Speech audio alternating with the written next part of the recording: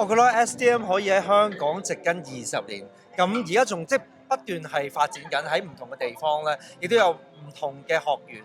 我覺得呢樣嘢係好神奇嘅，因為即係我基本上我都係香港人，我睇住20年，佢可以好似同迪士尼一樣20年每一個嘅公司，而且佢係好有社會嘅責任。我見到佢哋成日帶住啲學員咧去認識成個社會啦，就唔係話淨係學完就算啦，係可以回饋翻個社會。有好多已經大個仔大個女咗，以前 SDM 嘅學生咧，佢都會回饋翻去幫助而家嘅學員啦，去認識呢個世界啦、呢個社會啦，同埋喺舞蹈上面不斷去進步咯。咁我見住即係10幾年前細個嗰啲嘅學生咧，佢哋而家成為咗 SDM 嘅老師咧，自己覺得好感動咯。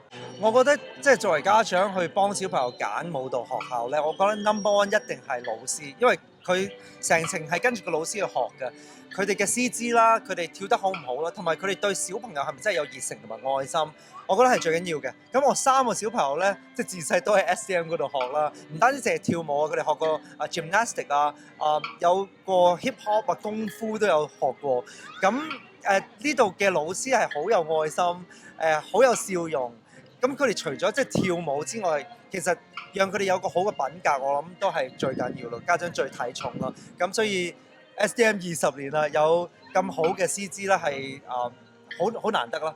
我見到 SDM 啲小朋友可以喺即係咁大個舞台迪士尼呢一度去跳舞咧，即係超級開心啦！即係戥佢哋好開心啦。我哋細個冇呢啲機會噶嘛。咁而我睇到 SDM 嘅同學仔咧，佢哋好有自信。